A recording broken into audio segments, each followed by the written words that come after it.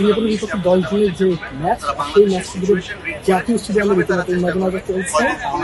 হামজা চৌধুরী ফান্ডুলকে অনুশীলন করছেন, চতুর্থ দিনের মতো অনুশীলন রয়েছে এবং হামজা চৌধুরী আর দ্বিতীয় দিনের মতো অনুশীলন করছেন। আমাদের আসলে কিন্তু অনুশীলন মাঠটা দেখানোর চেষ্টা করি, আসলে কি চমৎকার লাগছে পুরো স্টেডিয়ামটা আবহ দেখতে, আসলে আর সব মিলে দারুণ। আসলে আপনারা যদি দেখেন পুরো যে মাঠে হামজা চৌধুরী অনুশীলন করছেন এবং দেখতে পাচ্ছেন আপনারা যে কি চমৎকার ভাবে আসলে তারা অনুশীলন করছেন এবং সেটি আমরা দেখতে পাচ্ছি।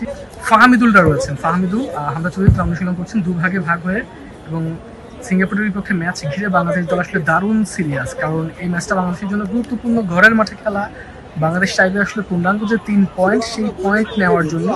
এবং দেখছেন হামজা চৌধুরীকে আমরা দেখতে পাচ্ছি আর কি চমৎকার, এবং তারা অনুশীলন আসলে বেশ সিরিয়াস। এবং বাংলাদেশ বলছে যে ভুটানের বিপক্ষে যে ম্যাচটা রয়েছে আগামীকালকে, সেই ম্যাচেও বাংলাদেশ নিজেদের সেরাটা আসলে লিখে দিবে। আর প্রতিপক্ষ ভুটান বাংলাদেশ থেকে আসলে র্যাঙ্কিংয়ে কিছুটা এগিয়ে, আর তারপরেও ভুটান বাংলাদেশকে সমীহ করছে এবং তারা বলছে বাংলাদেশ এশিয়ার অন্যতম সেরা দল। তো আগামীকাল ভুটানের বিপক্ষে যে ম্যাচটা বাংলাদেশের, এটা আসলে প্রস্তুতি সিঙ্গাপুর ম্যাচের আগে, এবং সেই প্রস্তুতিতে বাংলাদেশ কেমন করে সেদিকে আসলে সবারই একটু নজর থাকবে। আর এই পর্যায়ে যদি পুরো স্টেডিয়ামটা আপনাদের একটু দেখাই যে কি চমৎকার এবং দারুণ লাগছে আসলে পুরো স্টেডিয়ামটা, অসাধারণ এক কথায়।